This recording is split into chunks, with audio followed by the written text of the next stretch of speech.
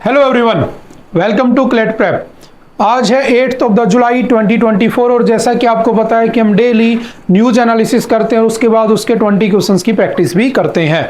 तो चलिए उसी सीक्वेंस को कंटिन्यू करते हैं। आज है 8 जुलाई यानी कि 8 ऑफ द जुलाई और आपको पता है कि हम जिस दिन जो डे पढ़ते हैं उसका जो इम्पोर्टेंट डे होता है, जो सेलिब्रेट किया जाता है, उसको भी साथ में पढ़ते हैं। ठीक है, तो आज ऐसा कुछ है नहीं, ठीक है, जो हमें पढ़ने लायक हो, ठीक है, हमारे एग्जाम के पॉइंट ऑफ व्यू से। ठीक है, तो हम इसको आगे स्किप कर देते हैं। ठीक है, चलते हैं न्यूज के ऊपर। सबसे पहली न्यूज हमारे सामने है, India is facing highest rate of the joblessness in the 45 years. कौन कह रहा है? कांग्रेस। देखो, अभी 18th लोकसभा के इलेक्शन हो चुके हैं, 18th लोकसभा का फर्स्ट सेशन चल रहा है। ठीक है, उसके अंदर जो रूलिंग पार्टी है, ठीक है, एनडीए अलायंस, और जो अपोजिशन पार्टी है कांग्रेस, ठीक है, यानी कि इंडिया अलायंस जो था, ठीक है, तो ये अभी उसके अंदर संसद में, या कह सकता हूं कि लोकसभा के अंदर इनके क्या चल रहे हैं, सेशन चल रहे हैं। तो अभी क्या हुआ, जो कांग्रेस है उसने अपनी एक स्पीच में कहा कि पिछले 45 सालों में जो इंडिया है ना, उसमें सबसे ज्यादा जॉबलेसनेस देखने को मिल रही है। अब आप कहोगे जॉबलेसनेस मतलब अनएम्प्लॉयमेंट ही तो हो गया, कि किसी ना किसी कारण से लोगों का अनएम्प्लॉयड होना ही क्या है, जॉबलेसनेस है। अगर आप एक सर्टेन एज पर पहुंच चुके हो और उसके बाद आपके पास सर्टेन स्किल्स है और उसके बाद भी अगर आपको जॉब नहीं मिलती है तो आप क्या कहलाओगे? अनएम्प्लॉयड। जैसे कि आपने पढ़ा होगा रिसेंटली में, थोड़ा सा प्रीवियस डाटा इसमें देख लेते हैं। ILO, इंटरनेशनल लेबर ऑर्गेनाइजेशन, इसकी रिपोर्ट आई थी ना अभी। और ILO आपका क्या कब बना था? 1919। ILO का हेडक्वार्टर कहाँ पे आपका? तो जेनेवा। ठीक है, बना क्यों था? तो जब 1914 से 18 तक फर्स्ट वर्ल्ड वॉर चला था, तो उसके बाद जो लोग अनएम्प्लॉयड हो गए थे उनको काम देने के लिए, कह सकता हूं कि बेसिकली याद करने के लिए कि ILO बनाया जाता है 1919 में। ठीक है, अब ये जो ILO है, इंटरनेशनल लेबर ऑर्गेनाइजेशन, इसकी रिपोर्ट आई और उसमें बताया गया कि भारत में अगर 100% यूथ है तो उसमें से 83% यूथ क्या है, युवा क्या है? बेरोजगार, अनएम्प्लॉयड। ठीक है, और ये जो रेशियो है ये बहुत ज्यादा है। अगर आप देखोगे तो 17% लोग ही कमा रहे हैं।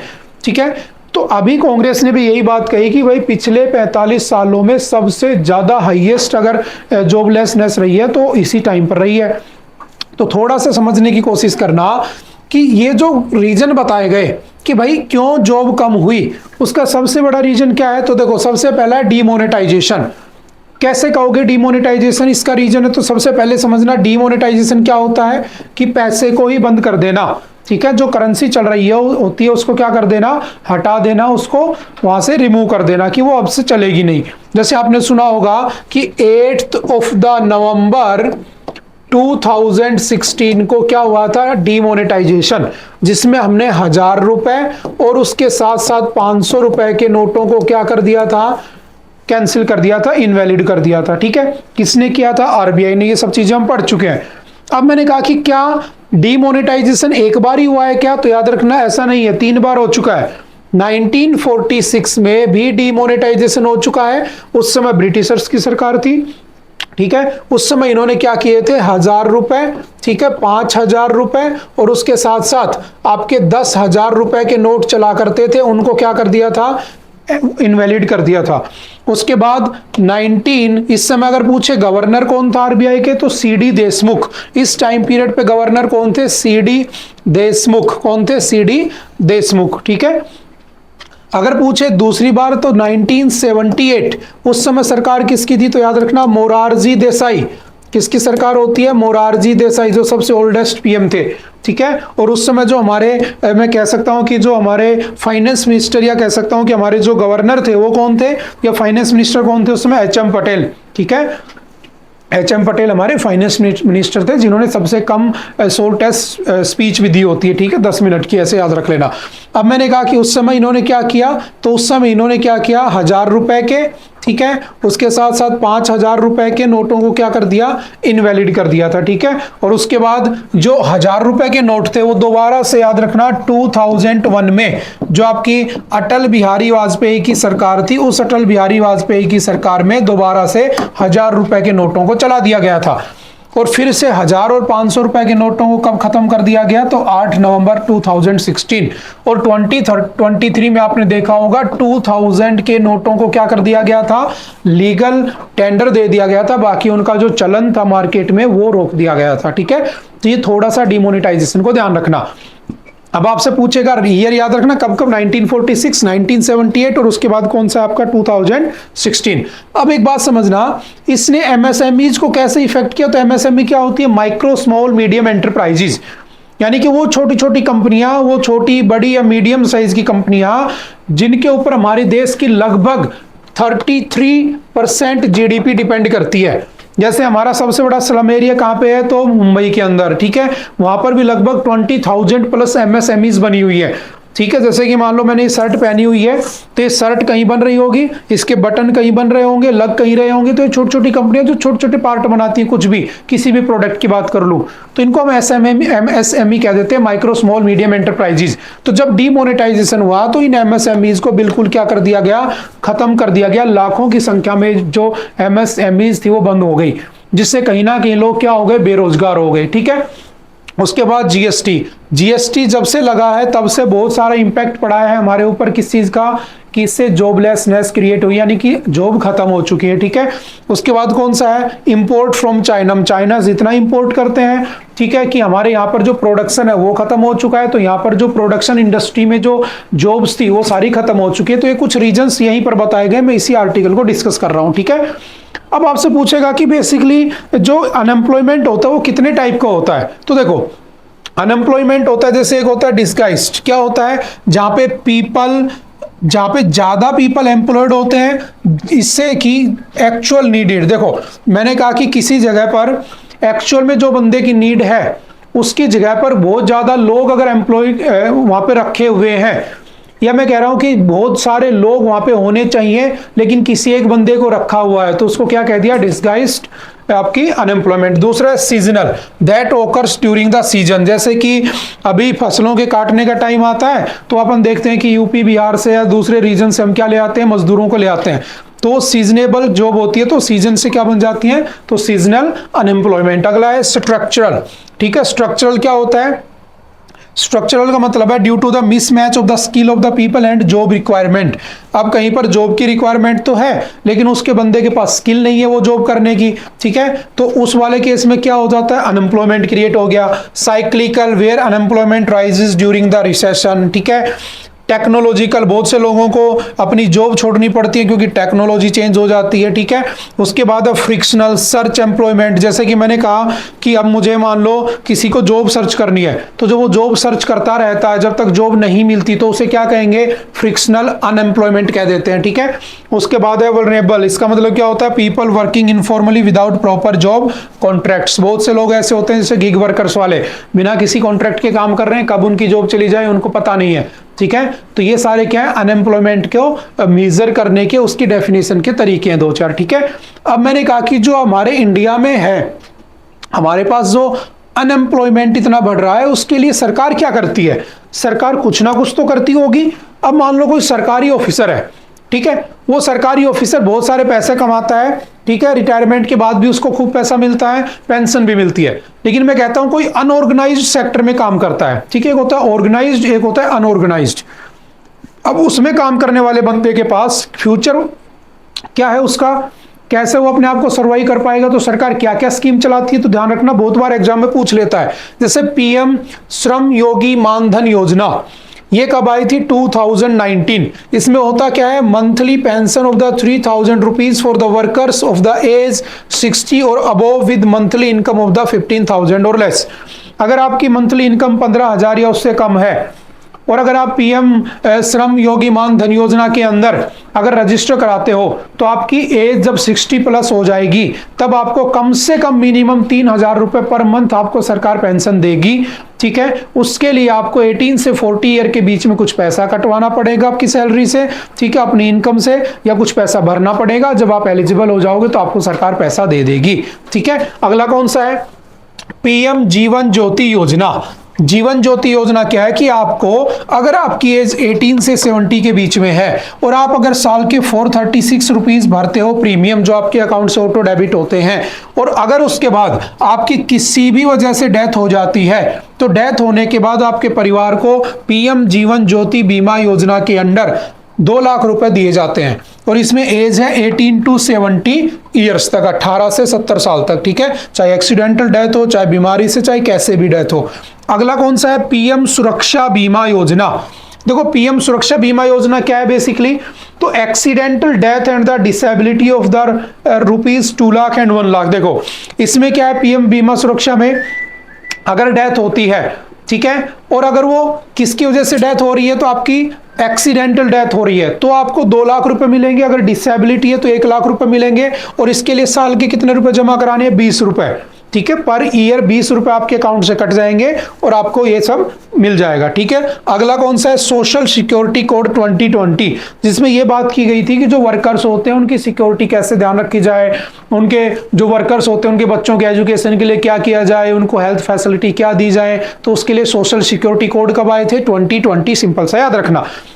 नेक्स्ट आयुष्मान भारत पीएम जन आरोग्य योजना, ये आप मुझे बताओगे कब आई थी, और इसमें होता क्या है आप सभी को पता है, 5 लाख रुपए तक का क्या होता है? बीमा होता है, ठीक है, यानी कि हेल्थ इंश्योरेंस होता है, ठीक है। उसके बाद है ई श्रम पोर्टल, ठीक है, जो 2021 में ministry of labour and employment जो हमारी मिनिस्ट्री है उसने क्या किया होता है? लॉन्च किया होता है। तो ये कुछ प्रोग्राम्स है जो आपको एटलीस्ट याद रखने हैं हमारी सरकार के द्वारा हमारे लोगों के लिए एम्प्लॉयमेंट क्रिएट करने के लिए कौन कौन से, या उनकी हेल्प करने के लिए, फाइनेंशियल हेल्प करने के लिए कौन कौन से प्रोग्राम्स चलाए जा रहे हैं, ठीक है। उसके बाद चलते next, Chandrayaan 3 Pragyan rover makes new findings on the moon south पोल।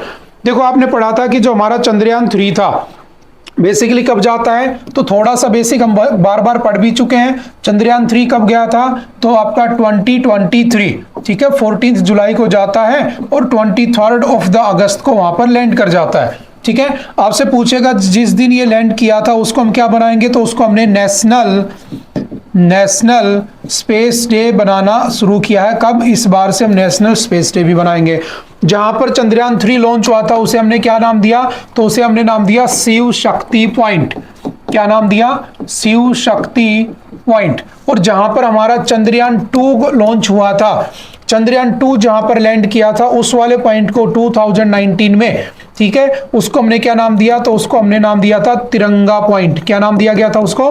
तिरंगा पॉइंट। और इसको क्या दिया? शिव शक्ति पॉइंट, ठीक है। और अगर आपसे पूछे चांद पर जाने वाला भारत कौन सा देश बना, तो चौथा, ठीक है, 4th नंबर पे। और अगर पूछे कि चांद के या मून के साउथ पोल पर जाने वाला कौन सा देश बना, तो हमारा पहला देश बना जो ये दुनिया में, भारत, जो आपके चांद के मून के साउथ पोल के ऊपर लैंड किया होता है, ठीक है। तो वो जो हमारा चंद्रयान 3 गया था, उस चंद्रयान 3 में आपने सुना होगा, बेसिकली हम कई बार पढ़ भी चुके हैं, लास्ट ईयर ही आ भी चुका है एग्जाम में, कि हमने देखा कि उसके अंदर जो हमारा मैं कह सकता हूं कि जो हमने सैटेलाइट भेजी उसमें बेसिकली क्या था, एक था ऑर्बिटर और एक क्या था हमारे पास? लैंडर, ठीक है। और जो लैंडर था जो वहां पे लैंड किया उसका नाम क्या था, तो उसका नाम था विक्रम, ठीक है। और वहां पर जो रोवर था जिसका काम था वहां पे घूमना, रोविंग करना, है ना, घूमना, उसका क्या नाम था? प्रज्ञान, ठीक है। तो बेसिकली लैंडर तो एक जगह लैंड कर गया लेकिन रोवर घूम रहा होता है सरफेस पे, और आपको पता है कि इसकी लाइफ कितनी थी? 14 डेज, क्योंकि ये किसके ऊपर चल रहा था? सोलर लाइट के ऊपर चल रहा था, ठीक है। उसी समय लूना 25 भी लॉन्च किया था रशिया ने, ठीक है, लेकिन वो कैसा था, तो वो आपका बेसिकली न्यूक्लियर पावर्ड था, इसलिए वो जल्दी भी पहुंच जाता है 10-11 दिन में, ठीक है। वो सब बात की बात है, लेकिन इतना याद रखना कि ये जो लैंडर था आपका विक्रम और जो रोवर था प्रज्ञान, इसने बहुत सारी चीजें हमें बताई। जैसे फॉर एग्जाम्पल देखो, आपको पता है कि हमारी अर्थ के स्ट्रक्चर के अंदर, इनर स्ट्रक्चर के अंदर क्रस्ट, मेंटल और कोर पाई जाती है, ठीक है, और उनके बीच में डिसकंटिन्यूटी मिलती है जिसके अंदर जियोथर्मल फोर्सेस लगी होती है, यानी कि लावा भरा होता है। वो जो ऊपर फोर्स लगाता है तो बीच की जो प्लेट होती है हमारे सरफेस पे, वो प्लेट में क्रैक आ जाता है, और उसमें क्रैक आता है तो लावा बाहर आ जाता है।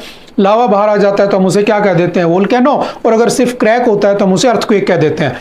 लेकिन आज तक हमें पता था कि जो मून है ना, उस मून के ऊपर कोई लेयर्स नहीं पाई जाती हैं। मून पूरा का पूरा एक ही मटेरियल का बना है, जो इसकी इनर स्ट्रक्चर है जो बिल्कुल सॉलिड है, तो यानी कि वहां पे अर्थक्वेक जैसे इंसिडेंट हो ही नहीं सकते। लेकिन हमारे चंद्रयान 3 ने वहां से सैंपल इकट्ठा किया और उसने बताया कि यहाँ पे सिस्मिक एक्टिविटीज हुई हैं, तो जिसका सिंपल सा मतलब है कि हो सकता है कि वहां पे जो अभी तक हमें डाटा पता था वो रॉन्ग हो, तो वो चेंज भी हो सकता है। ठीक है, क्योंकि मैंने हमेशा कहा है कि जो आपकी ज्योग्राफी है वो 96% किस पे चलती है, अजम्पशंस पे चलती है। 4 से 5% ही उसमें रिसर्च हुई है। जैसे हम जो पानी पीते हैं वो पानी हमारा ओल्डर है किससे, हमारी अर्थ से भी। अब वो कैसे है वो तो अभी तक फाइंड नहीं हुआ है। ठीक है, तो ऐसे थोड़ा सा याद रखना, अजम्पशंस पे चलते हैं हम लोग। ठीक है, अब जो वो वाला डाटा वो चेंज हो जाएगा। जैसे फॉर एग्जांपल कुछ बेसिक आइडिया आपको होंगे, जैसे चांद से अर्थ की डिस्टेंस कितनी है, अर्थ से चांद की डिस्टेंस कितनी है, तो लगभग 3,84,400 किलोमीटर। और उसकी जो मून लाइट है उसको आने में कितना टाइम लगता है, तो लगभग 1.3 सेकंड लगते हैं।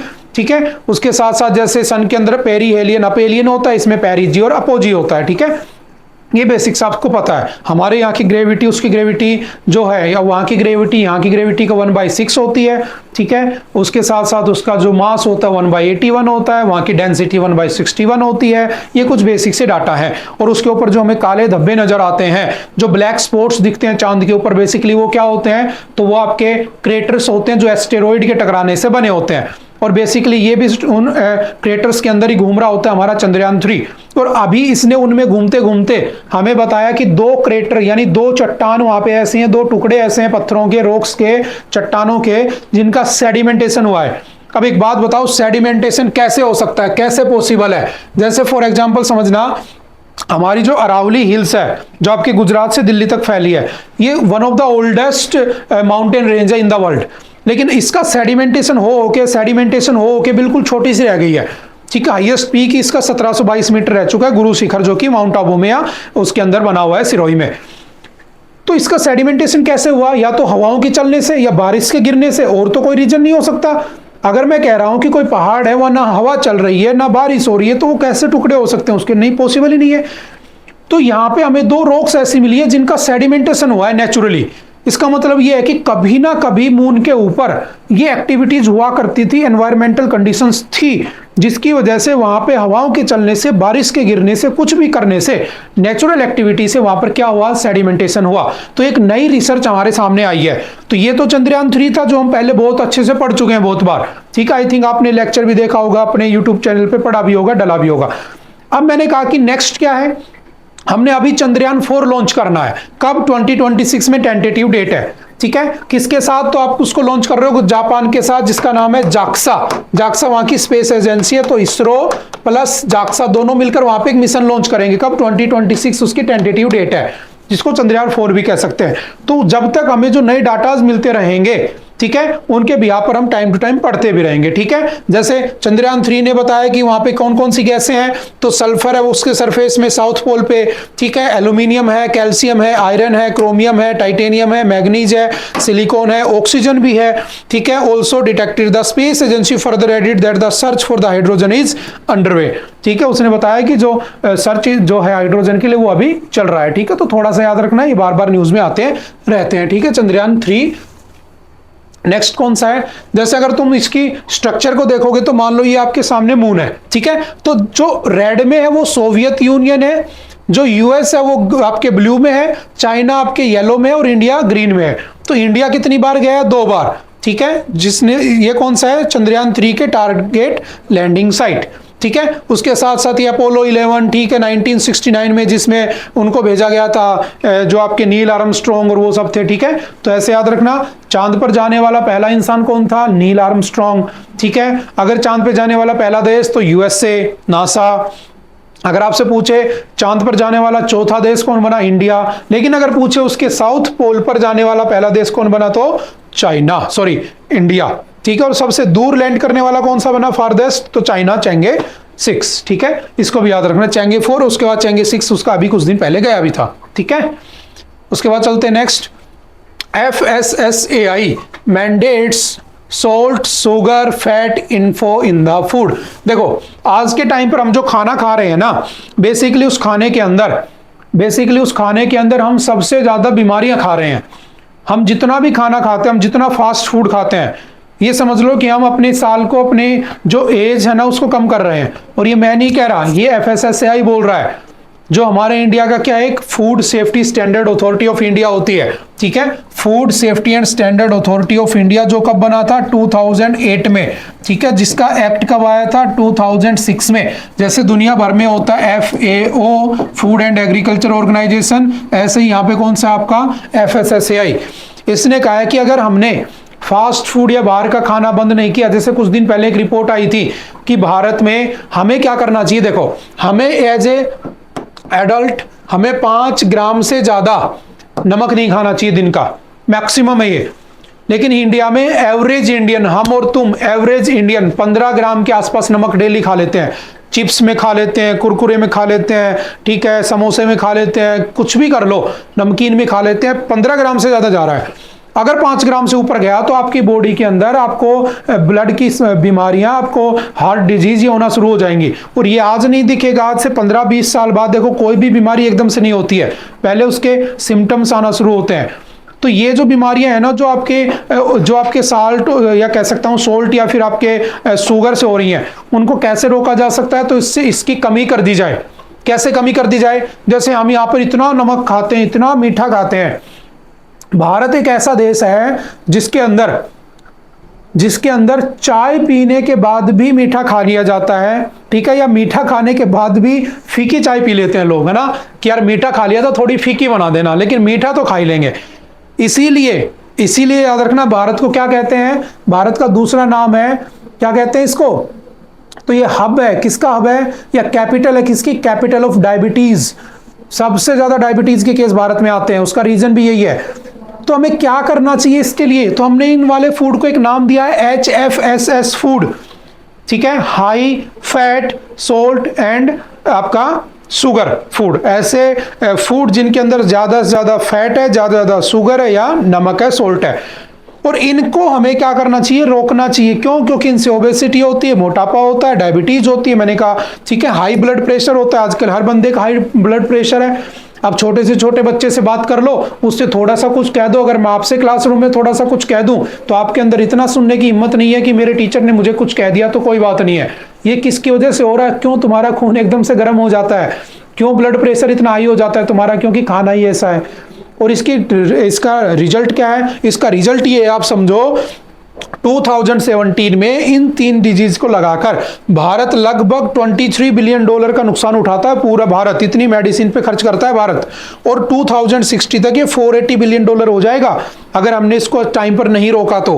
बात समझ में आ रही है? तो हमें क्या करना चाहिए, इससे लगभग साल भर के 1.2 मिलियन लोगों की डेथ हो जाती है इंडिया में, ठीक है। अब इसको कैसे रोका जाए, तो रोकने का एक ही तरीका है कि ये जो हाई फैट या जो शुगर और सोल्ट वाले जो फूड होते हैं, इनके ऊपर हमारी सरकार को टैक्स लगा देना चाहिए।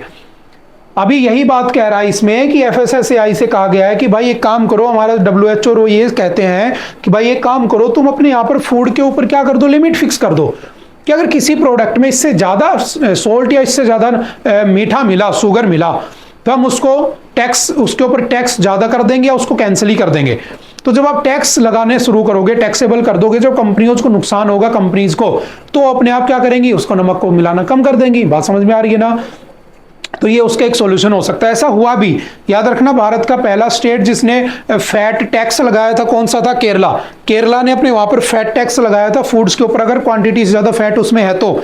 लेकिन उसको बाद में क्या किया, 2017 में जब GST आया, गुड्स एंड सर्विस टैक्स 2017, है ना, 1 जुलाई को जो इंप्लीमेंट हुआ था, ठीक है, इसके अंडर उसको मर्ज कर दिया गया और उसको खत्म कर दिया गया, ठीक है। तो हमें भी ऐसे फैट टैक्स की क्या जरूरत है, जरूरत आ पड़ी है, ठीक है। तो थोड़ा सा इसको याद रखना, FSSAI, ठीक है। नेक्स्ट आता है pearl spot, Etroplus suratensis, also called the karimeen in Kerala. देखो है क्या, ये एक मछली है, ठीक है, जिसका नाम है पर्ल स्पॉट, ठीक है। ये बेसिकली कहाँ पाई जाती है, तो केरल के अंदर पाई जाती है, ठीक है। इसका नाम है साइंटिफिक एट्रोप्लस श्यूराटेंसिस, ठीक है। इनकी संख्या बढ़ाने के लिए केरल में क्या किया जा रहा है, इनके लिए जीनोम एडिटिंग की जा रही है। क्या की जा रही है, बेसिकली जीनोम एडिटिंग की जा रही है, ठीक है। इसमें वो नहीं लगाया आर्टिकल, बाकी आपको मिल जाएगा, ठीक है। जीनोम एडिटिंग की जा रही है, ठीक है, ताकि इनकी पॉपुलेशन को ज्यादा से ज्यादा बढ़ाया जा सके। क्यों? तो फिर वही बात, हम कौन से नंबर पे आते हैं, तो हम 3rd नंबर पे आते हैं, किसमें, फिश प्रोडक्शन में। ठीक है, कभी कभी हम सेकंड भी चले जाते हैं क्योंकि वियतनाम चाइना पहले रहते हैं हमसे, ठीक है। तो हम चाहते हैं कि चाइना को रिप्लेस करके पहले पे आ जाए। पहले पे कौन है? चाइना। मैंने कहा हम दूसरे या तीसरे पे घूमते रहते हैं, तो हम पहले पे आना चाहते हैं, तो हमें क्या करना चाहिए? फिश प्रोडक्शन बढ़ाना चाहिए। कैसे? तो जीन में एडिटिंग करके, कैसे भी करके, समझ गए ना। तो बस ये वो वाली न्यूज है। जैसे कि हमारी कोस्ट लाइन कितनी है, आपने पढ़ा होगा, हमने कई बार इसको डिस्कस भी किया। अगर आप कंटिन्यू है, ये हमारा इंडिया है, मैंने कहा 5 स्टेट आपके इधर हैं जो बाउंड्री शेयर करते हैं, 4 इधर है। टोटल कोस्टल लाइन आपकी 7516.7 किलोमीटर है, और हम इसके ऊपर जितना हो सके मैक्सिमम क्या करना चाहते हैं? फिश का प्रोडक्शन करना चाहते हैं। इसके लिए हमने बहुत सारी स्कीम चला रखी है, प्रधानमंत्री मत्स्य संपदा योजना, ठीक है, एक्वाकल्चर बिल और ये सब, ठीक है, मिस्ट्री स्कीम, ये सब हम बहुत बार डिस्कस कर चुके हैं, ठीक है। तो हम इसको स्किप कर जाते हैं, ठीक है। तो ये छोटी सी उसकी न्यूज थी एनवायरमेंट की। नेक्स्ट है वधवन, ठीक है। क्या है वधावन? तो वधावन बेसिकली क्या है? पोर्ट बनाया जा रहा है जिसका नाम है global port in the making, जिसका पूरा नाम मैं कह सकता हूं कि इसको क्या नाम दिया गया। तो देखो, अच्छा कहां पर बन रहा है? बन रहा है ये, तो याद रखना महाराष्ट्र। कहां पे बन रहा है? महाराष्ट्र। देखो एक्चुअल में है क्या, इसका नाम क्या है? Greenfield major port at the Vadhavan, Maharashtra. देखो अगर मैं पोर्ट की बात करूं तो पोर्ट का मतलब क्या होता है? एक ऐसी जगह, जैसे मान लो मुझे जयपुर से दिल्ली जाना है तो मैं बस स्टैंड जाऊंगा, बाय एयर जाना है तो मैं जयपुर एयरपोर्ट पे जाऊंगा। लेकिन अगर मुझे बाय वाटर जाना है, वाटरवेज से जाना है, तो मुझे पोर्ट के आसपास जाना पड़ेगा कहीं, है ना। तो बेसिकली पोर्ट क्या होते हैं? जहां से हम ट्रेड करते हैं, जहां से बड़े बड़े जहाज हमारे यहाँ सामान लेकर पहुंचते हैं, हम वहां पहुंचते हैं, ठीक है। तो पोर्ट बने होते हैं, बंदरगाह। कुछ नेचुरल भी होते हैं, कुछ आर्टिफिशियल भी होते हैं, ठीक है। तो ऐसे ही हमारे यहाँ पर टोटल कितने पोर्ट हैं याद रखना। तो टोटल हमारे पास मेजर पोर्ट है 12, जिसमें टोटल तो 13 है लेकिन 12 उसमें वर्किंग है अभी, है ना। और अगर पूछे माइनर कितने हैं तो 200 प्लस है। माइनर यानी कि वो जिनके ऊपर स्टेट का राइट है, और मेजर वो जिनके ऊपर आपकी सेंट्रल गवर्नमेंट का राइट है बेसिकली, ठीक है। अब ये जो पोर्ट है, हम चाहते हैं कि हम क्या बनाएं? एक सबसे बड़ा पोर्ट बनाएं, जिस पोर्ट का नाम क्या रख दिया? ग्रीनफील्ड मेजर पोर्ट, ठीक है। और ये by special purpose vehicle form by Jawaharlal Nehru port authority और उसको महाराष्ट्र मैरीटाइम बोर्ड दोनों मिलकर बना रहे हैं, ठीक है। और याद रखना ये जो बनाया जा रहा है ये किसका पार्ट है? तो पीएम गति शक्ति प्रोग्राम का पार्ट है। और पीएम गति शक्ति प्रोग्राम में हमने क्या किया था? हमारे इंफ्रास्ट्रक्चर को डेवलप करने के लिए एक स्कीम चलाई थी, ठीक है, जिसके अंदर हमने पूरे भारत के इंफ्रास्ट्रक्चर को बढ़ाने के काम करने की बातें की होती है, ठीक है। इंफ्रास्ट्रक्चर मतलब रोड, ना, पोर्ट, एयरपोर्ट, ये सब, ठीक है। तो इसी का एक पार्ट है। और सबसे बड़ा क्या बनाया जा रहा है? पोर्ट बनाया जा रहा है, ठीक है। जब बन जाएगा तब हम इसको दोबारा पढ़ लेंगे, ठीक है। तो बेसिक सा थोड़ा सा इंफॉर्मेशन ध्यान रखना। जैसे इसमें लिखा है कि लगभग इतने कोस्टल लाइन पे जितना भी ट्रेड है उसको कंट्रोल करने के लिए, ठीक है, लगभग 76,220 करोड़ रुपीज में ये बनकर तैयार होगा। तो आपसे पूछेगा रिसेंटली वधावन देखा गया कहां पे? तो महाराष्ट्र, सिंपल सा आंसर। अब मैं कहता हूं कौन कौन से पोर्ट है भारत में। तो देखो अगर पूछे जैसे मुंद्रा, कांडला, जामनगर, ये गुजरात के हैं, ठीक है, मुंबई, गोवा, मैंगलोर, कोचीन, तूतीकोर्न, चेन्नई आर्टिफिशियल है, ये भी आर्टिफिशियल, विशाखापट्टनम ये भी आर्टिफिशियल, पारादीप, उड़ीसा, कोलकाता, हल्दिया, ठीक है, ये सब क्या है? हमारे पोर्ट हैं। कैसे पोर्ट हैं? तो ये इंटरनेशनल पोर्ट है, ध्यान रखना। समझ में आ रही बात? अगर आपसे पूछे सबसे बिजिएस्ट तो आपका क्या बोलते हैं? मुंबई पोर्ट, ठीक है। अगर आपसे पूछे सबसे बड़ा नेचुरल कौन सा है, तो सबसे बड़ा कौन सा हो जाएगा आपका? कौन सा हो जाएगा सबसे बड़ा? पंडित जवाहरलाल नेहरू, ठीक है। और नेचुरली कौन सा है वो आप लोग मुझे कमेंट करके बताओगे। ओवरऑल सबसे बड़ा कौन सा है? तो आपका पंडित जवाहरलाल नेहरू पोर्ट, जो कि कहां पर बना हुआ है? महाराष्ट्र के अंदर ही बना हुआ है, ठीक है। ये सिंपल सा ध्यान रखना, पोर्ट वगैरह न्यूज में आते रहते हैं। नेक्स्ट कौन सा है? The ANRF। इसको अच्छे से समझना, व्हाट इज ANRF। देखो पहले चलता था, पहले स्कीम चलती थी, इनिशिएटिव चलता था, ठीक है, जिसका नाम क्या था? Science and engineering research board of India, ठीक है, science and engineering research board of India. ये जो हमारा SCRF वाला जो बोर्ड था, इसका काम था इंडिया में इंजीनियरिंग और साइंस के अंदर रिसर्च करना और इंडिया को डेवलप करना। हमने क्या किया? इसको लास्ट ईयर 2023 में हमने इसको चेंज कर दिया NRF से। What is NRF? तो NRF का मतलब है नेशनल रिसर्च फाउंडेशन। क्या नाम है? NRF, national research foundation. और इसके लिए बिल कब आया? तो इस बिल का नाम याद रखना, अनुसंधान नेशनल रिसर्च फाउंडेशन बिल, ठीक है। ये प्रोजेक्ट कब स्टार्ट हो गया था? 2019 में। लेकिन इसका बिल कब बना है कि इसको पास कब किया गया पार्लियामेंट में? तो याद रखना इसका नाम क्या था? अनुसंधान national research foundation bill, ANRF bill, ठीक है। इसको हेड कौन करेगा? प्रधानमंत्री। उनके साथ कौन होंगे? तो 10 अदर जो लीडर्स होंगे, 10 अलग मेंबर्स होंगे, वो उसके उसके पार्ट होंगे। इसका फोकस क्या रहेगा? साइंस में, आर्ट्स में, ह्यूमैनिटीज में, इनोवेशन में, एंटरप्रेन्योरशिप में क्या करना? इन्वेस्टमेंट करना, रिसर्च करना, डेवलपमेंट करना। ठीक है, और इन सारे फील्ड में डेवलपमेंट करके, रिसर्च करके, इनोवेशन करके देश को आगे बढ़ाना, ये किसका काम है? ANRF, ठीक है, या NRF प्रोजेक्ट का, नेशनल रिसर्च फाउंडेशन और अनुसंधान नेशनल रिसर्च फाउंडेशन बिल 2023। लेकिन ये बात तो हुई थी लास्ट ईयर, लेकिन बात ही हुई थी बस देश को आगे बढ़ाने के लिए। जैसे देखो, अगर मैं कहूं USA, ठीक है, USA अपने GDP का, है ना, अपने GDP का 2% पैसा खर्च करता है इस वाले एरिया पे, कि कैसे करके रिसर्च डेवलपमेंट बढ़ाया जाए। इसलिए दुनिया की बड़ी बड़ी कंपनियां, बड़े बड़े जो एंटरप्रेन्योर है वो वहां पे निकलते हैं, क्योंकि इनके रिसर्च में, इनोवेशन में पैसा खर्च करती है सरकार। भारत नहीं करता है। भारत अपने यहां पर इस वाले रिसर्च और इनोवेशन के अंदर या डेवलपमेंट के अंदर 0.7% ऑफ द GDP खर्च करता है। तो कहां आप इसका कंपैरिजन यहां से कर पाओगे? इनका तो बजट भी हमसे कई ज्यादा गुना होता है, ठीक है, तो उसका 2%, हमारे का 0.7%।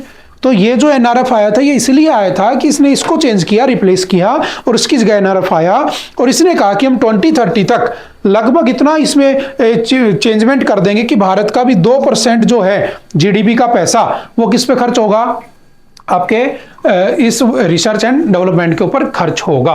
समझ गए? तो याद रखना, लास्ट टाइम बहुत ज्यादा इंपॉर्टेंट था, बहुत ज्यादा बातें हुई थी इसकी, ठीक है। अभी ये खत्म कर दिया गया था। लास्ट ईयर ये 50-60 हजार रुपए के करोड़ के लगभग इसमें पैसे डाले गए थे, लेकिन ये बीच में क्या हो गया? गायब हो गया। तो बस ये ऑथर यही कहना चाहता है कि जो NRF के प्लान थे ना, वो कहीं गायब हो चुके हैं, ठीक है। तो इसको थोड़ा सा याद रखना, क्या है क्या नहीं है, कैसे इससे हमारे देश को बढ़ाया जा सकता है, ठीक है। जो स्टेट यूनिवर्सिटीज होती हैं, कॉलेज होती हैं, उनमें बच्चों को स्कॉलरशिप दी जाए, उनसे जबरदस्ती प्रोजेक्ट बनवाए जाए कि तुम्हें पैसे मिलेंगे, तुम प्रोजेक्ट करो। तो अगर 1000 बच्चे प्रोजेक्ट करते हैं किसी कॉलेज में, यूनिवर्सिटी में, और 10 बच्चों ने भी बहुत अच्छा प्रोजेक्ट बना दिया, और उससे आने वाले टाइम में 10,000 लोगों को जॉब मिल गई, हमारी इकोनॉमी बूस्ट कर गई, तो क्या गलत है उसमें? ऐसे ही तो साइंटिस्ट, ऐसे ही तो आपके कह सकता हूं कि जो बड़े बड़े लीडर्स हैं वैसे तो निकलते हैं, ऐसे तो इनोवेशन होते हैं। उसके लिए हमें क्या करना होगा? इस फील्ड को बढ़ाना होगा। तो ये हमारे फ्यूचर के लिए, हमारे भविष्य के लिए, हमारे भारत के फ्यूचर के लिए बहुत ही ज्यादा जरूरी है, ठीक है। तो जब ये एक्ट बन जाएगा, मैंने कहा ये बिल था, जब ये एक्ट बन जाएगा तो इसको हम फिर देख लेंगे, ठीक है, पार्लियामेंट में आता है, ठीक है। नेक्स्ट कौन सा है? Representation of the women in the Lok Sabha. देखो, वुमेन्स की जो रिप्रेजेंटेशन है लोकसभा में इस बार कम हुई है, ठीक है। जैसे अगर मैं पिछले ईयर की कंपैरिजन करूं तो 2019 में बीजेपी में 55 वुमेन थी जो इलेक्शन में मतलब कि वहां पे बैठी थी। इस बार 69 है, ठीक है। ऐसे ही अगर मैं बात करूं फॉर एग्जाम्पल कि ओवरऑल, ठीक है, ये क्या है उसका कैंडिडेट का in the Lok Sabha selection 19 to 25। अगर मैं बात करूं कि लास्ट ईयर के कंपैरिजन को अगर मैं देखूं तो लास्ट ईयर की अगर मैं बात करता हूं तो 74 वुमेन 18 लोकसभा इलेक्शन में इस बार हैं, ठीक है। लास्ट ईयर मतलब लास्ट इलेक्शन 2019 में 78 वुमेन एमपीज थी हमारी लोकसभा में। इस बार हमारे 74 वुमेन एमपीज हैं हमारी लोकसभा में, ठीक है, जो पिछले साल के कंपैरिजन में गिरा है, जबकि हमें इनको बढ़ना चाहिए था, ठीक है। जैसे आपको पता होगा लास्ट टाइम एक बिल आया था, एक एक्ट बना था, नारी शक्ति वंदन अधिनियम। क्या है? नारी शक्ति वंदन अधिनियम कब आया था? 2023। और ये कौन सा अमेंडमेंट था? 106 कॉन्स्टिट्यूशनल अमेंडमेंट, ठीक है। याद रखना अब तक टोटल कितने अमेंडमेंट हो चुके हैं? 106 कॉन्स्टिट्यूशनल अमेंडमेंट हो चुके हैं। और ये जो अमेंडमेंट है इनकी आपको एक अलग से वीडियो मिल जाएगी जिसमें सारे के सारे इंपॉर्टेंट अमेंडमेंट लिखे होंगे, ठीक है। हम उनको कभी MITs में डिस्कस कर लेंगे, ठीक है। अब समझना कि इसमें क्या किया था हमने, जो वुमेन है, जो महिलाएं हैं, उन महिलाओं को 33% क्या दे दिया था? रिजर्वेशन, ठीक है। किसमें? लोकसभा, राज्यसभा और आपकी स्टेट असेंबलीज, इन सभी में। प्लस हमने दिल्ली की असेंबली में भी क्या दिया था उन्हें? 33% उसके अंदर क्या दे दिया था? रिजर्वेशन दे दिया था, ठीक है। इसको याद रखना। और कहां पर? तो देखो, आपने सुना होगा ग्राम पंचायत, है ना, लोकल सेल्फ गवर्नमेंट, जो लॉर्ड रिपन लेकर आए थे 1881 में, ठीक है। और किसी भी देश का जो बेसिक यूनिट होती है वो क्या होती है? ग्राम पंचायत, लोकल सेल्फ गवर्नमेंट। अगर तुम किसी देश को स्ट्रॉन्ग बनाना चाहते हो तो उसके लोकल गवर्नमेंट को स्ट्रॉन्ग कर दो। तो ये महात्मा गांधी जी का सपना था कि देश को आगे बढ़ाना है तो गांवों को आगे बढ़ाना होगा। तो आर्टिकल 40 आपका DPSP का किससे बात करता है? DPSP के आर्टिकल 40 में क्या लिखा है? तो आपके ग्राम पंचायत के बारे में लिखा है। और आपने बेसिक सा पढ़ा होगा कि पहली बार जो ग्राम पंचायत थी, फर्स्ट ग्राम पंचायत, वो कहां पर बनी थी? बगदरी विलेज। बगदरी विलेज कहां पे है? तो आपका राजस्थान के नागौर डिस्ट्रिक्ट के अंदर क्या बना हुआ है? बगदरी विलेज, जो सबसे पहले 2 अक्टूबर 1959 को क्या दे दिया गया था, जिसको आपने ग्राम पंचायत बनाई थी सबसे पहले। ठीक है, तो राजस्थान पहला स्टेट बना था। दूसरा स्टेट कौन सा बना था? तो पहले पे राजस्थान था, दूसरे पे आंध्र प्रदेश था, जहां पे ग्राम पंचायत बनी। अब मैंने कहा उस समय इनको कॉन्स्टिट्यूशनल स्टेटस नहीं मिला। उस समय ये किस कमेटी की रिकमेंडेशन पे बनी थी? तो ये बनाई गई थी आपकी बलवंत राय मेहता कमेटी की रिकमेंडेशन पे। बलवंत राय मेहता कमेटी की रिकमेंडेशन पे बनी होती है। अब मैंने कहा कि फिर क्या हुआ? फिर हमने क्या किया? 73rd कॉन्स्टिट्यूशनल अमेंडमेंट 1992, ठीक है, और 74th कॉन्स्टिट्यूशनल अमेंडमेंट 1992। और हमने क्या किया? पहली बार 24 अप्रैल 1993 को हमने जो ग्राम पंचायत थी उनको क्या दे दिया? कॉन्स्टिट्यूशनल स्टेटस दे दिया, यानी कि उनको आर्टिकल दे दिए। कौन सा आर्टिकल दे दिया? तो आर्टिकल 243 के ए से लेकर आर्टिकल 243 के ओ तक, 243 के ओ तक हमने उसको दे दिए, ऐसे म्युनिसिपालिटीज को। तो फिर वो क्या बन गई? कॉन्स्टिट्यूशनल बॉडी बन गई। फिर हमने क्या किया? वुमेन्स को, इन वुमेन्स को, महिलाओं को, जो लोकल बॉडीज होती हैं उसके अंदर भी क्या दिया? 33% रिजर्वेशन दिया। ठीक है, तो यहां पर भी क्या दिया गया इनको? 33% रिजर्वेशन। थोड़ा सा ध्यान रखना, ठीक है। और लोकसभा के ऊपर हम वीडियो देख चुके हैं, ठीक है। नेक्स्ट कौन सा है? With 2 more killed, 6 militants dead in long operation at the Kulgam. देखो जम्मू कश्मीर के श्रीनगर के कुलगाम के अंदर क्या हुआ? बेसिकली एक ऑपरेशन चल रहा था जिसमें 6 जो टोटल मिलिटेंट्स थे उनको क्या कर दिया गया? मार दिया गया। ठीक है, तो ये उसमें न्यूज बनी हुई थी, तो थोड़ा सा याद रखना। इसको लाने का पर्पज यही था कि हमारे जो आर्मड फोर्सेज होती हैं उनके बारे में आपको पता होना चाहिए, आर्मड फोर्सेज के एक्सरसाइज के बारे में आपको पता होना चाहिए, कौन कौन से ऑपरेशंस किए जाते हैं वो पता होना चाहिए, बॉर्डर्स पे क्या क्या टेंशन चल रही है वो पता होना चाहिए, जो हम पढ़ते भी रहते हैं टाइम टू टाइम। ठीक है, तो आप लोग मुझे कमेंट करके बताओगे आर्मी के चीफ कौन है। ठीक है, आपका आज का काम क्या है कि आप मुझे बताओगे who is the current chief of army. ठीक है, उसके साथ साथ एयरफोर्स और उसके साथ साथ आपके नेवी, इन तीनों के चीफ कौन है। ठीक है, आर्मी बनी थी 1895 में, एयरफोर्स बनी थी 1932 में, और नेवी बनी थी आपकी 1950 में। ठीक है, हेड कौन है आज के दिन वो आप लोग मुझे कमेंट करके बताओगे। उसके बाद चलते हैं next. Delhi police registers FIR against Mahua Moitra. देखो ये वही है महुआ मोइत्रा जिनको एक बार सस्पेंड कर दिया गया था क्योंकि इनके जो क्रेडेंशियल्स थे वो दुबई से, यानी कि भारत के बाहर से क्या हुए थे? लॉगिन हुए थे। ठीक है, उसके बाद इनको इनके ये जो एमपी थी, मेंबर ऑफ पार्लियामेंट, इनको हटा दिया गया था वहां से। ठीक है, उसके बाद जो आपने देखा होगा कि आपकी जो पार्लियामेंट थी उसके अंदर कुछ बच्चे स्मोक बॉम्ब लेके पहुंच जाते हैं, तो अपोजिशन के 141 मेंबर्स को उससे सस्पेंड कर दिया जाता है। ठीक है, पार्लियामेंट से, तो वो वाली न्यूज में हमने इनको पढ़ा था। ठीक है, अभी इनके ऊपर क्या किया गया है? केस रजिस्टर कर दिया गया, एफआईआर हो चुकी है। और किस मामले में? तो इन्होंने जो हमारी एनसीडब्ल्यू है, बेसिकली यही समझना था, NCW national commission for women, जो 1919 के एक्ट से 1992 में बना होता है। ठीक है, जिसका हेडक्वार्टर कहां पे है? न्यू दिल्ली। और इसकी जो हेड है वो कौन है? रेखा शर्मा।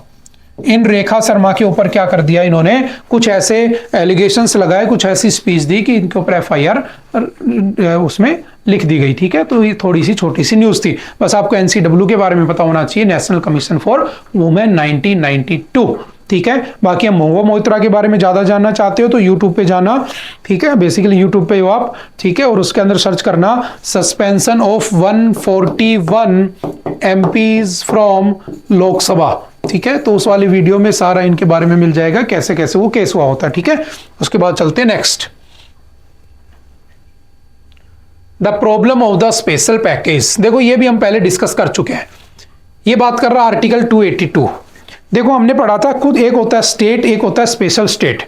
स्टेट वो होता है, या स्पेशल स्टेट वो होता है जिसको अलग से स्पेशल रिकॉग्निशन मिलता है। जैसे हमने पढ़ा था finance commission, 14th finance commission ने रिकमेंड किया था कि जो ये लोग, ये जो स्पेशल स्टेटस वाले स्टेट है, इनको 42% पैसा दिया जाए। यानी कि सरकार अगर 100 रुपए कमाती है तो बदले में तुम्हें कितना वापस देती है, तो उसके ऊपर डिपेंड करता है सारा।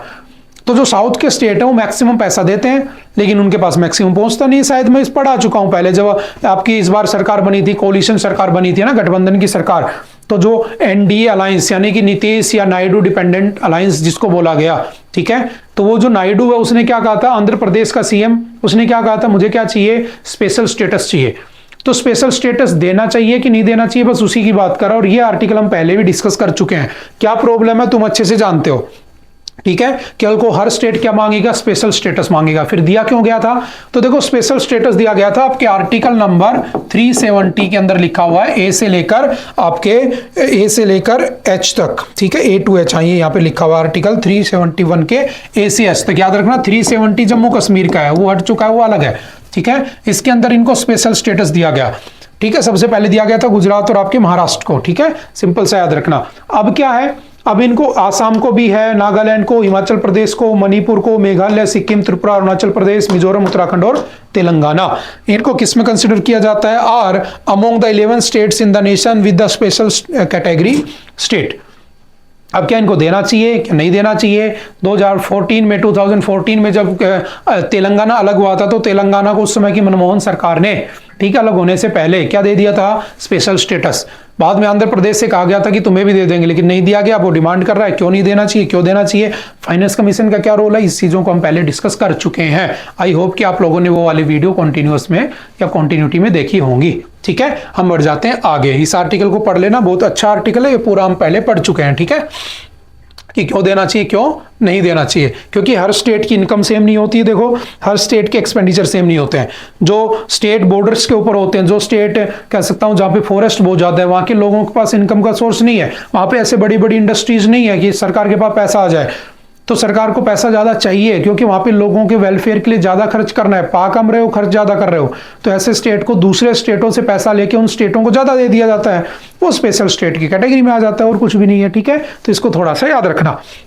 उसके बाद next, on expansion of the powers in the parliament. देखो है क्या, बेसिकली हुआ क्या कि आपने देखा होगा कि बार बार ये न्यूज आती है कि जब लीडर ऑफ अपोजिशन या अपोजिशन पार्टी वाले बोलना शुरू करते हैं, तो उनके माइक को बंद कर दिया जाता है, उनको बोलने नहीं दिया जाता है। ऐसा क्यों होता है, देखो थोड़ा सा याद रखना। आर्टिकल 105, हालांकि हम पहले पढ़ चुके हैं। आर्टिकल 105 क्या कहता है हमारे कॉन्स्टिट्यूशन का, कि जो लोकसभा होगी उसकी जो वर्किंग्स होंगी, उसमें अगर आप कुछ ऐसा ऑफेंसिव या कुछ ऐसा यूज करोगे वर्ड, ठीक है, तो आपकी जो फ्रीडम ऑफ स्पीच है ना, वो क्या कर ली जाएगी, छीन ली जाएगी। तो बस इसी का यूज करते हुए बार बार इनके माइक बंद कर दिए जाते हैं, ठीक है। तो वो वाली जस्ट न्यूज बनी हुई है कि इनसे क्या छीना जा रहा है, freedom of speech and expression. और freedom of speech and expression कौन से आर्टिकल में आता है, तो हमें पता है आर्टिकल 19 के 1 के ए में आता है, ठीक है, कि freedom to speech and expression, to assemble without weapons, है ना, to make a union, to roam across the nation, to perform any or to practice any profession across the nation, ये सब किस में आते हैं, to live anywhere in the nation, ये सब हमारी फ्रीडम्स है। लेकिन स्पीच एंड एक्सप्रेशन छीना जा रहा है, क्यों, क्योंकि उनको बोलने नहीं दिया जाता। तो कौन से आर्टिकल के अंडर होता है, 105, जिसमें अगर वो उस हाउस के अंदर कुछ ऐसा बोलते हैं जो नहीं बोलना चाहिए, जो रेगुलेशंस के अंदर आता है, ठीक है, तो उसके अंडर उसको ब्लॉक कर दिया जाता है। तो सिंपल सी न्यूज है, थोड़ा सा देख लेना आर्टिकल 105 एंड 19 में क्या लिखा है, ठीक है। और याद रखना 19 के 2 में क्या लिखा है, फिर आर्टिकल 19 के 2 में that these freedoms are not absolute, आपसे छीनी भी जा सकती हैं, ठीक है। उसके बाद चलते next, death toll in the flood hit Assam rise to 66। देखो आसाम के अंदर जो कह सकता हूं कि जो डेथ रेट है वो बढ़ती जा रही है, किसकी वजह से, फ्लड की वजह से, ठीक है। हमने पहले भी जब भी रिवर्स या डैम्स के बारे में पढ़ा है, मैंने हमेशा कहा है कि बारिश के मौसम में कुछ स्टेट ऐसे हैं जहां पे इंसिडेंट होते ही होते हैं, क्योंकि वहां की जो रिवर्स है वो ओवरफ्लो करती हैं और उसके बाद वहां पे बाढ़ आ जाती है और लोगों को डिस्प्लेस करना पड़ता है और लोगों की डेथ हो जाती है, ठीक है। तो ये हम पहले एक बार डिस्कस भी कर चुके हैं। जैसे आपका आसाम है, ठीक है, आसाम के अंदर ही कौन सी रिवर बहती है, आपकी ब्रह्मपुत्रा। और ये जो ब्रह्मपुत्रा रिवर, इस ब्रह्मपुत्रा रिवर के ऊपर दुनिया का सबसे बड़ा कह सकता हूं कि आइलैंड बना हुआ है, जो रिवर के ऊपर है, रिवर आइलैंड जिसको कहते हैं, क्या नाम है उसका, माजुली, जो कई बार एग्जाम में पूछ लेता है, माजुली डिस्ट्रिक्ट, या माजुली क्या है, वर्ल्ड्स लार्जेस्ट रिवर आइलैंड बना हुआ है, ठीक है। और इसी ब्रह्मपुत्रा रिवर को क्या कहते हैं, सोरो ऑफ आसाम कहते हैं, क्योंकि इसकी वजह से आसाम में दुख आता है, तकलीफ आती है लोगों को, ठीक है। तो सिंपल सा इसको थोड़ा सा ध्यान रखना, ठीक है। एनडीआरएफ इसमें आ गया, नेशनल डिजास्टर मैनेजमेंट, ठीक है। तो इसको थोड़ा ध्यान रखना। अच्छा, याद क्या रखना है, देखो कुछ हमारे पास रिवर्स है जिनको सोरो कहा जाता है। जैसे देखो घग्गर को क्या कहते हैं, थोड़ा सा रिवर्स के बारे में लिख लो। घग्गर को कहते हैं डेड रिवर, ठीक है। ब्रह्मपुत्रा को रेड रिवर कहते हैं, शारदा को काली कहते हैं, उमनगोट को ट्रांसपेरेंट रिवर कहते हैं, कोसी को सोर ऑफ बिहार कहते हैं जो अभी हम पढ़ रहे थे, महानदी को सोर ऑफ उड़ीसा कहते हैं, ठीक है। ब्रह्मपुत्रा को सोर ऑफ आसाम कहते हैं जिसकी वजह से अभी बाढ़ आई, हमने पढ़ा। दामोदर को सोर ऑफ वेस्ट बंगाल कहते हैं। और याद रखना इस दामोदर के ऊपर इंडिया का सबसे बड़ा कह सकता हूं प्रोग्राम बना हुआ है, कौन सा, दामोदर वैली कॉरपोरेशन। क्या है दामोदर वैली कॉरपोरेशन, तो डीवीसी 1948 में स्टार्ट हुआ था। है क्या इसमें, इस दामोदर रिवर के ऊपर 7 डैम बना रखे हैं, क्योंकि इनके फ्लो करने का रास्ता नहीं पता तो जगह जगह डैम बना रखे हैं झारखंड और वेस्ट बंगाल में, ताकि इसमें बाढ़ आने से रोका जाए, ठीक है। लेकिन हम कोसी में, हम इनमें नहीं बना सकते क्योंकि ये पहाड़ों के अंदर से आते हैं और रास्ता कभी भी बदल लेती हैं, ठीक है। उसके बाद डोनी रिवर को क्या कहते हैं, सोर ऑफ कर्नाटका, ठीक है। सोन रिवर को क्या कहते हैं, sorrow of Madhya Pradesh. Son river कहां से निकलती है, कहां से, आपके त्रमकम से, ठीक है। नेक्स्ट कौन सा है, बूढ़ा मेरू रिवर, इसको कहते हैं sorrow of Andhra Pradesh. Swan river sorrow of Himachal Pradesh. सारे याद मत करना, जब कभी कोई किसी नदी में कुछ हो जाए तो याद कर लेना, ठीक है, क्योंकि उस समय वो पूछ लेता है। वैसे हजारों नदी हमारे यहाँ पर, कुछ फेमस है जो आपको एटलीस्ट पता होना चाहिए, वो वाली लिस्ट है। गोदावरी को वृद्ध गंगा या बूढ़ी गंगा कहते हैं, ठीक है। आपको गोदावरी का दूसरा नाम है दक्षिणी गंगा। कावेरी को क्या कहते हैं, गंगा ऑफ साउथ, मैंने पढ़ाया था ना, कावेरी दक्षिण की गंगा, कैफ और कै की गंगा, ऐसे याद कर लेना, ठीक है। कावेरी को अर्ध गंगा भी कहते हैं, वो है वृद्ध गंगा, ये है अर्ध गंगा, ठीक है। इसी का दूसरा नाम पोनी रिवर भी है, क्या नाम है इसी का, पोनी रिवर भी है, ध्यान रखना। यमुना लूनी को क्या कहते हैं, लावा नावा रिवर, ठीक है, साल्टी रिवर। यमुना को क्या कहते हैं, सूर्यपुत्र। कोयना को life line of Maharashtra, Narmada को life line of Madhya Pradesh, ठीक है। मांडवी रिवर को लाइफ लाइन ऑफ गोवा, ठीक है। तिस्ता को life line of Sikkim. Periyar को लाइफ लाइन ऑफ केरला, जिसके अंदर लास्ट ईयर मैंने कहा था 2018 में लास्ट ईयर इंडिया की सबसे पिछले 100 सालों की सबसे खतरनाक बाढ़ आई थी, ठीक है। कावेरी को life line of Karnataka, Mahanadi को life line of Orissa and Chhattisgarh, और सोर ऑफ उड़ीसा भी इसी को कह देते हैं, ठीक है। ब्यास को life line of Himachal Pradesh, Godavari life line of Andhra Pradesh, Kaveri life line of south India भी कह देते हैं। तो सिंपल सा थोड़ा सा डाटा याद रखना, ठीक है। आई थिंक आज के लिए इतना ही था। आई होप कि आपको चीजें समझ में आई होंगी। मिलते हैं दोबारा से next time. Okay, bye bye, thank you, have a nice day.